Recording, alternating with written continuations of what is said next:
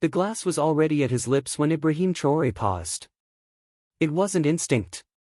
It wasn't fear. It was something colder, certainty. He stared at the amber liquid swirling in the bottom of the crystal tumbler, catching the glint of overhead lights. Around him, the war room was quiet but not silent. Maps rustled. Radios crackled softly. And at the far end of the room, his guards stood like statues, except one. Private Karim. The youngest. The most loyal. Or so everyone thought. Ibrahim's eyes didn't move, but his mind raced. The tea wasn't part of his routine. It had been brought in unasked. Not by a servant. By the boy himself. A soldier who wasn't supposed to be anywhere near the presidential briefing tonight. Still, Ibrahim raised the glass, and drank. He didn't flinch. Didn't choke. Didn't cough. He drained it like a man downing tradition, not treachery. Then he set it down, wiped his mouth slowly, and looked across the room. Karim, he said softly. The soldier stiffened. Ibrahim motioned. Come here. Karim obeyed. Each step louder than the last. A hint of sweat on his brow. Eyes too wide. Fingers trembling near the hem of his jacket. When he was close enough to smell the tea on Ibrahim's breath, he halted. And in that moment, the silence swallowed everything. Even the walls listened. You brought the tea? Ibrahim asked. Karim nodded. Yes, President. From the kitchen. As always. There it was. A lie. Smooth on the surface, but rotten underneath. The kitchen had no tea service at this hour. Ibrahim had abolished the tradition months ago, ever since the last coup attempt, when 3 ministers tried to poison him with cinnamon-infused syrup. Ibrahim leaned forward slowly. You served in Kadugu during the March ambush, didn't you? Karim blinked, caught off guard. Yes, sir. I remember you pulling a wounded man across a minefield under sniper fire. Karim's jaw tightened. He didn't make it. But you did. A pause. The temperature in the room dropped by degrees. That's what confuses me, Ibrahim said calmly, a man who survived that doesn't shake when he serves tea. Unless the tea is heavier than bullets. Karim's lips parted. Sir, Ibrahim raised a hand. Behind him, the commander of the inner guard stepped forward without a word. Karim froze, and his hand dropped instinctively toward his belt. But he didn't reach for a weapon. Not yet. Ibrahim stood. I trusted you, Karim. That was my mistake. But mistakes, he glanced at the empty glass, have a taste. Still, there was no panic in his voice. No rush. Just the calm cadence of a man who had stared down death so many times it had learned to blink first. Did you think I wouldn't notice? Ibrahim asked. Karim's voice cracked. They have my sister. Ibrahim paused. It was a whisper. A confession. A key to a lock that had no handle. They said if I didn't do it, they'd make it look like she helped rebels. They'd bury her in a false grave, say she was shot trying to escape. And you believed them, Ibrahim said, not with scorn, but sadness. Karim looked down. I did. The room remained frozen in time.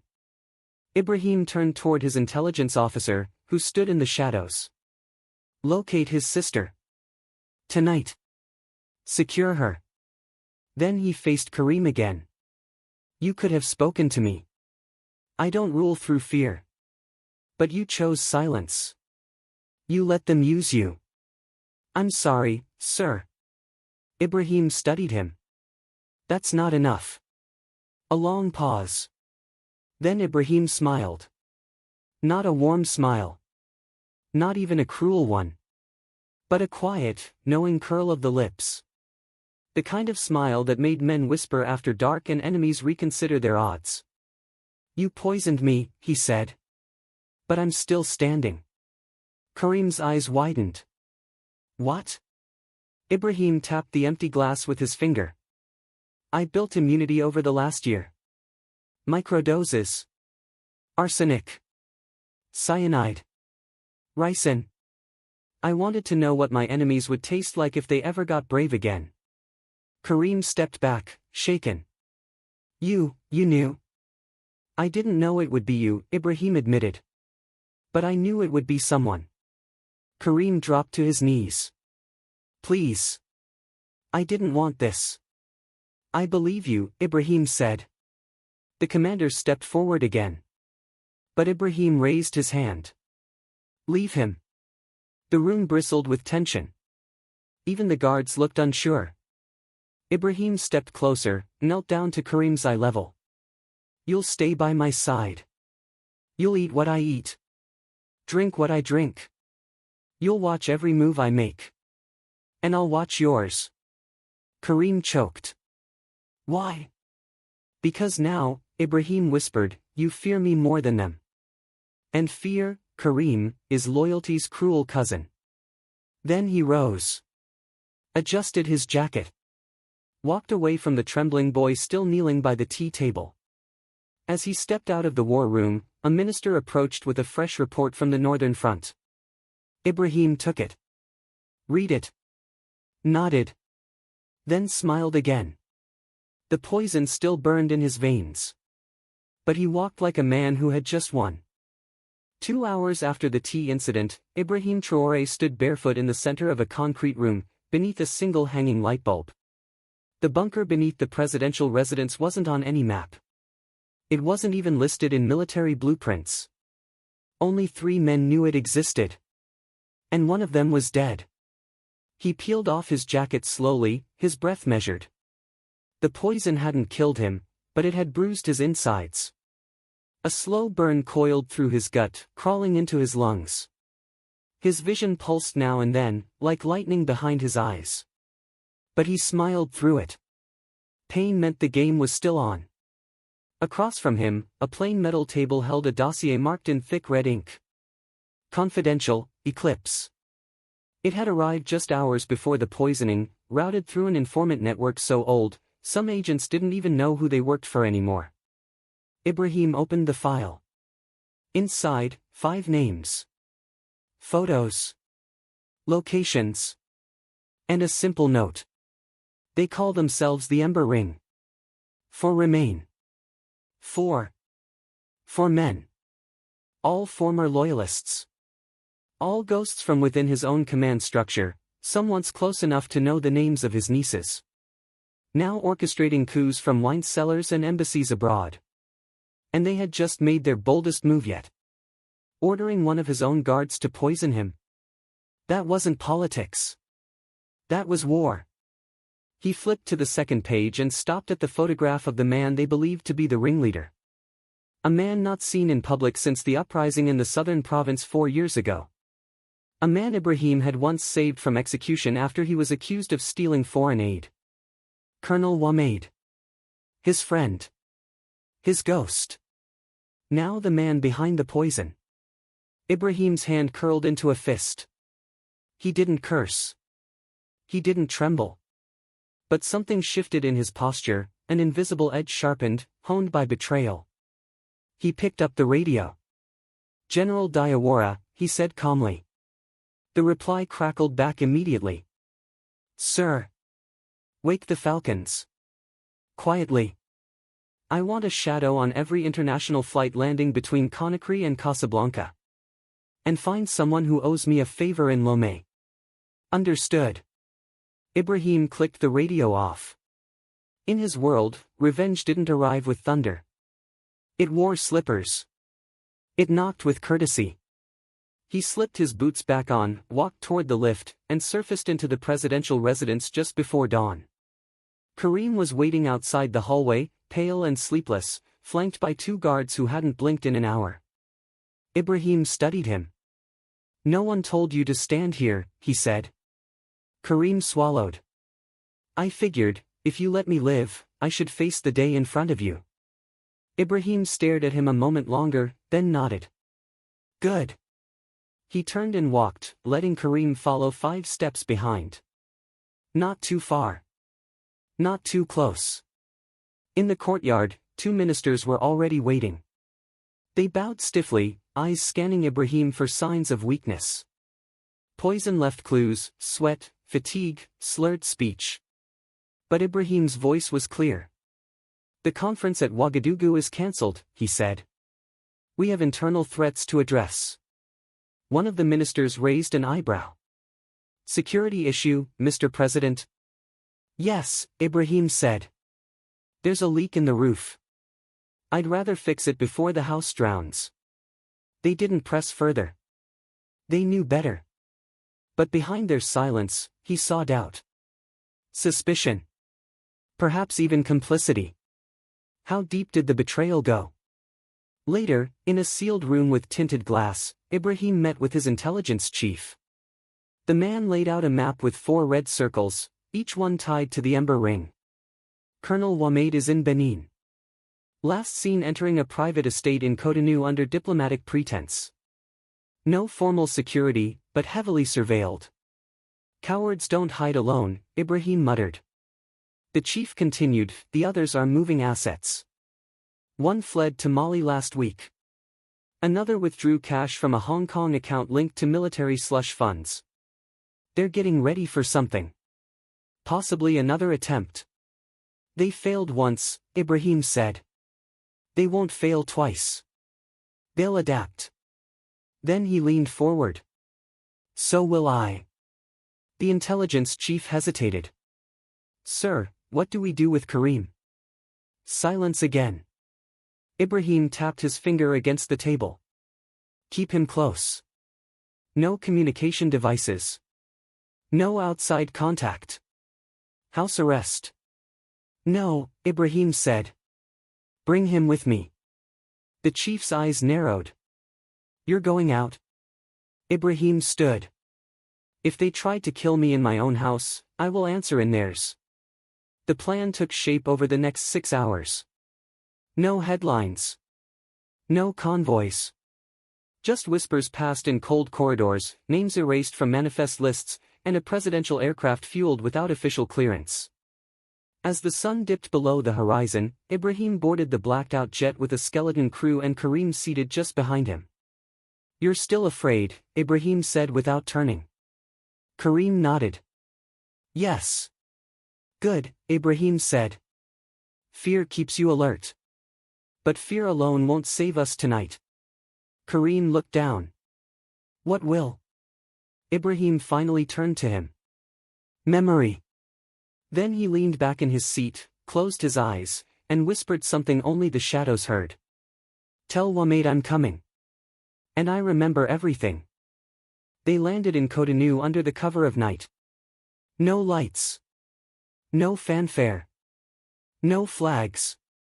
The presidential jet taxied to a remote corner of the airfield where a single unmarked SUV waited.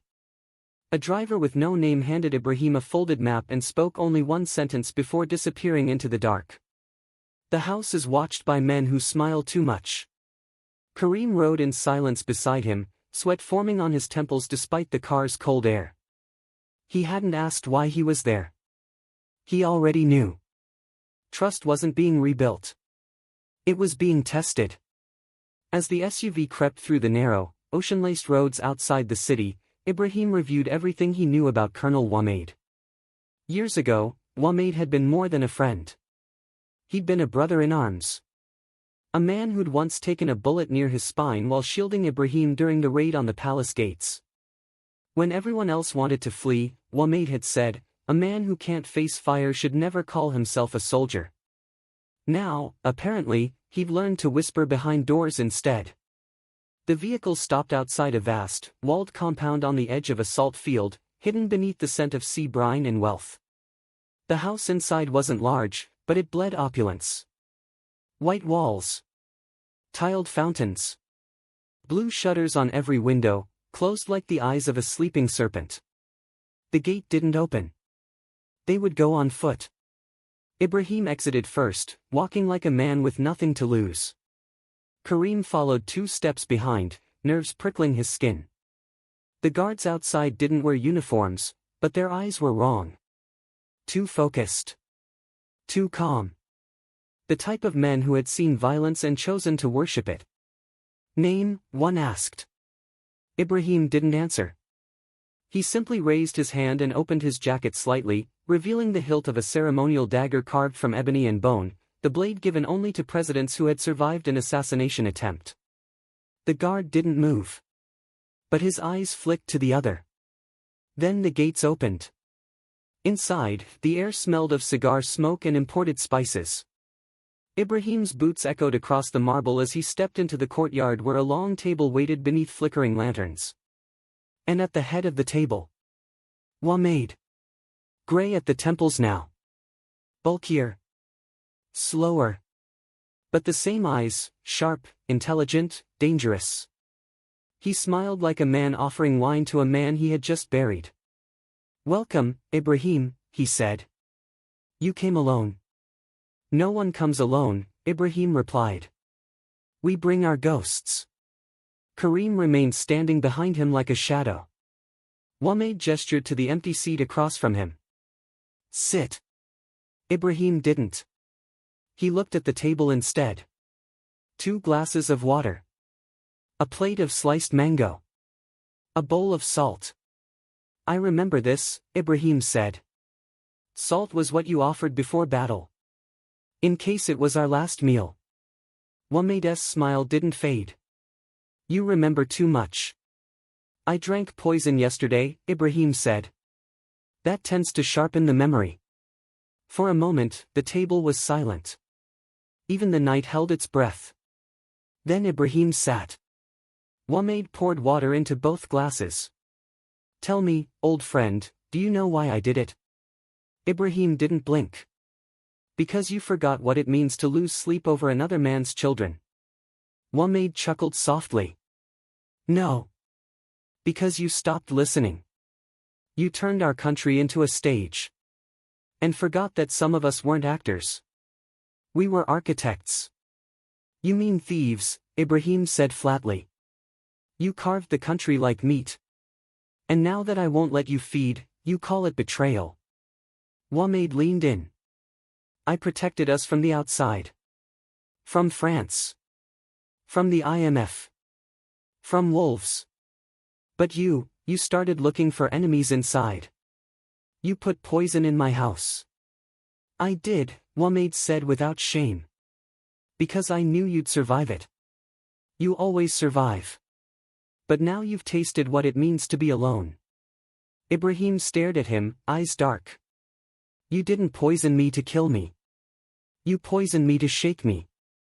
Wahid nodded. I needed you to come here. In person. Not with armies. Not with speeches. Man to man. So I could show you what's coming. He opened a leather case beside him and slid over a document. It wasn't a treaty. It wasn't a demand. It was a list. Names. Hundreds of them. Politicians. Generals. Clerics. Foreign advisors. All marked. Ibrahim's eyes narrowed. This is a purge. No, Wahid said. This is a reset. You built a house on a broken foundation. I'm tearing it down before it collapses on all of us. And I'm supposed to thank you. You're supposed to decide. Ibrahim leaned back slowly. Then he smiled. Karim, he said, without turning. Yes, sir. Read me the third name on that list. Karim stepped forward, squinting at the paper. Adama Traoré. Deputy Minister of National Infrastructure. Ibrahim nodded. He's dead. Died 2 days ago in a car accident. Wahid flinched. Ibrahim continued. The sixth name. Karim read, Hassan Douamba. Director of the Press Bureau. Also dead, Ibrahim said. Heart attack. Last week. On state television. Wahid's jaw clenched. Impossible. That list is current. No, Ibrahim said coldly. That list is bait. He rose. You didn't summon me here, Wahid. I led you to this table. I let your poison burn through me. I brought Karim not to protect me, but to remind you of what loyalty looks like after betrayal. He took the bowl of salt from the table and spilled it slowly across the list of names. Then leaned in close. You've shown me your cards. But I haven't played mine yet. Wahmed sat frozen. And Ibrahim whispered. Pray the next taste you swallow isn't yours. He turned and walked out, Karim at his side. By the time Ibrahim returned to Ouagadougou, he knew war had already begun, just not with bullets. With names. With secrets. With whispers. The list Wahmed had shown him wasn't just a purge, it was a declaration. A signal that the old guard, the ones who thrived under French colonial leftovers and IMF kickbacks, were done waiting. They didn't want to control him anymore. They wanted to replace him. And they would do it with a smile, a signature, and 100 carefully timed headlines before the world even realized what had changed. Ibrahim stood alone on the top floor of the Ministry of Unity, a building he had ordered constructed 3 years ago, with no imported materials and no foreign contracts. Just local hands, local steel, local pride. Below him, the capital throbbed with life. People hustled. Children laughed. Markets buzzed. They had no idea their country was a house wired with explosives. Karim approached, slower now. Changed. He still flinched when guards passed, but he no longer lowered his eyes when speaking to Ibrahim. There's been movement in the West, he said. Troop redeployments. Not ours. Ibrahim didn't turn. Backed by who? Unmarked aircraft. Our satellites lost them over the Gold Coast. Could be mercenaries. Could be private security. Ibrahim closed his eyes. They're setting the stage. He knew how these things played out. First you spread fear. Then you offer protection. Then you install a puppet. And every time, they forgot that Africa had learned to read the script. They're coming from all angles, Karim added. The Ember Ring has allies inside the media. We found 4 journalists wired payments from offshore banks. Same accounts that paid for your tea. Ibrahim finally turned to face him. Are you telling me this because you're loyal now? Karim's mouth opened. Then closed. No, he said after a beat. Because I owe a debt. Ibrahim stepped closer. No. You don't. You paid in fear. You paid in shame. The debt is mine now. And I'll collect it with your future, not your past. Karim looked stunned. Before he could respond, the door opened. General Diawara entered briskly, his boots echoing across the polished stone. We have a problem, he said without preamble. There's a video circulating. Edited. Chopped up pieces of your meeting with Wahmed. It makes it look like you agreed to the purge. Ibrahim's jaw tightened. How?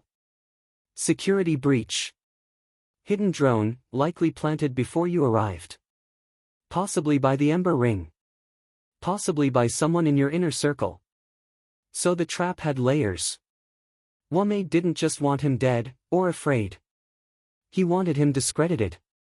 To become just another African strongman caught shaking hands with the devil. How many views? Ibrahim asked. Over 1 million. It's spreading through the diaspora. Paris. Geneva. Dakar. They're calling it the Salt Pact. Ibrahim breathed out through his nose. Let it burn. Diawara blinked. Sir. Let the video spread, Ibrahim said calmly. Let them think I folded. Diawara hesitated, then nodded and left. Karim looked confused. You're not going to deny it publicly? Ibrahim stepped back to the window. If I deny it, I'm defending myself. But I'm not under attack. Not yet. Not until I say I am. Then his voice dropped, steel beneath silk. When I move, it won't be with a press release. It'll be with thunder. Later that night, Ibrahim summoned the Minister of Communications and gave her 3 sentences. By morning, leak Wamede's voice, unedited. Include the list. Use the children's hospital scandal as the opening shot. And tell the nation I'll address them personally in 48 hours. By dawn, phones across Burkina Faso buzzed with chaos. A voice recording of Wamede bragging about necessary blood to cleanse the old wounds spread like wildfire. Photos of the missing aid money from the children's hospital linked directly to 2 names on the Ember Rings list. And an anonymous informant leaked bank transfers that connected the poison plot back to a shell company in Belgium, with a French politician's name as guarantor. They had played Ibrahim's game. But now he was flipping the board. By the end of the second day, protests surged in the cities. Not against Ibrahim, but in his name. Women carried photos of their dead sons who never received medication. Men shouted names of ministers who'd fled the country with full bellies while their villages starved. And in the middle of it all, Ibrahim remained silent. Until the third night. He appeared not behind a podium, but on the steps of the National Museum, surrounded by statues of ancestors who had resisted invaders long before Europe carved borders into blood. The cameras rolled. The people held their breath. Ibrahim looked directly into the lens. There was poison in my tea, he said. But it was not meant to kill my body. It was meant to kill your trust. He paused. They failed. He held up a glass, filled again with the same amber liquid, and drank it slowly, in front of the world. Let them know, I smile because I am not afraid. I smile because I remember. And now, so will you. The feed cut. But the fire had already started. The meeting place was never announced. No coordinates. No orders. No official memo. Yet every man on Ibrahim's inner team knew exactly where to go. At midnight, the old stone cathedral on the outskirts of Ouagadougou, abandoned since the conflict 10 years ago, filled with men in civilian coats and military boots. Candles flickered. Rifles leaned against pews. And in the front row, Ibrahim sat beneath a shattered stained glass window, silhouetted by moonlight. The plan was ready. But Ibrahim hadn't spoken a word yet. General Diawara approached and placed a tablet in his hand. Live feed from Paris, he said. Wamede's face appeared on screen. Polished. Calm. Arrogant. He was seated on a panel hosted by a major French broadcaster, flanked by former ambassadors and analysts who called him the sane alternative to Traoré's unpredictable populism. The interviewer leaned forward. Colonel, did you attempt to assassinate the president of Burkina Faso? Wamede smiled. Ibrahim drinks poison every day, he said. And he still chokes on the truth. The audience laughed. Ibrahim stared at the screen, his jaw unmoving. Diawara leaned in. We've traced 3 Ember Ring leaders to a French military outpost in Dakar. We have assets nearby. Ibrahim held up a hand. Don't strike yet. Diawara frowned. They're cornered. No, Ibrahim said. They think they are wolves. But they're not cornered. They're caged. They just don't know it yet. He stood. All of you, listen. The room stilled. The mistake they made wasn't the poison. It wasn't the list. It wasn't the lies. Their mistake was thinking the people would kneel once more for silence and salt. He pointed to the broken window behind him. They forgot who we are. We are a nation built from what was left after everything else was stolen. And now we will take back not just our future, but our memory. He turned to Karim, who had remained silent in the shadows. You still carry the glass? Karim nodded and stepped forward, pulling from his coat the same crystal tumbler that nearly ended a presidency. It was sealed in a case now, marked and stored like evidence at a war crimes tribunal. Good, Ibrahim said. Tonight, it goes with me. The trap was simple. Almost too simple. A press invitation to a private diplomatic dinner in Accra, neutral ground, offered by Ghana's leadership to calm the regional temperature. Most thought Ibrahim would decline. But he accepted. He arrived with no military escort. No armored vehicle. Just two aides. And one man carrying a case. Karim. Across the room, Wameed waited. Smiling. Draped in a navy blue suit and arrogance. I'm surprised you came, he said. Ibrahim nodded toward the table. So am I.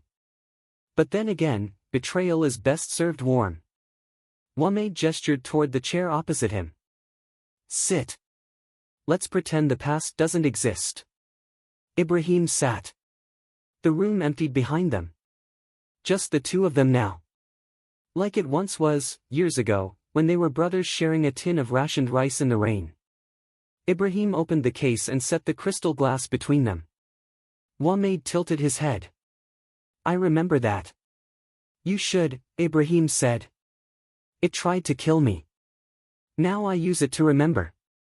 Then he reached into his coat and pulled out a sealed envelope. Inside, a signed confession. Not Wameed's. A high-ranking European diplomat's. Details of funding. Accounts. Routes. Evidence of Western collusion in destabilizing his presidency. Wameed's face changed. You got them to talk. No, Ibrahim said. I got them to fear silence. He pushed the envelope across the table. This goes public in 24 hours. Unless you record a message. Admitting everything. Naming your co-conspirators. Wameed laughed. You think I'll hand you that kind of power? No, Ibrahim said. Then he took the glass and filled it again, with the same amber tea. He drank half. And slid the glass to Wameed. They wanted me to die in front of the world, he said softly. But now, you will speak in front of it. You poisoned this one too. Wameed smirked. Ibrahim stared into him. No. I didn't need to. He leaned forward. You already drank it the moment you thought you could outlive your own betrayal. For the first time, Wameed looked uncertain. He didn't touch the glass. Instead, he stood and turned toward the window, breathing heavy. They'll kill me, Ibrahim. If I talk, they'll wipe my name from history. My family will vanish. Ibrahim stood too. Then choose your history. The one you write yourself, or the one they erase for you. He walked to the door and paused. I smiled after the poison, he said without turning. Let's see what you do after the truth. 2 days later, a video was released. Wameed, seated alone in a plain room, admitted everything. The funding. The foreign hands. The plan to collapse the presidency from within. His face was pale. His voice, steady, but hollow. Across the continent, people watched in silence.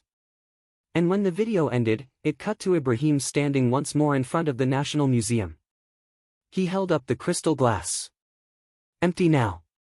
Let history know, he said, that when they tried to bury us in silence, we answered with a smile.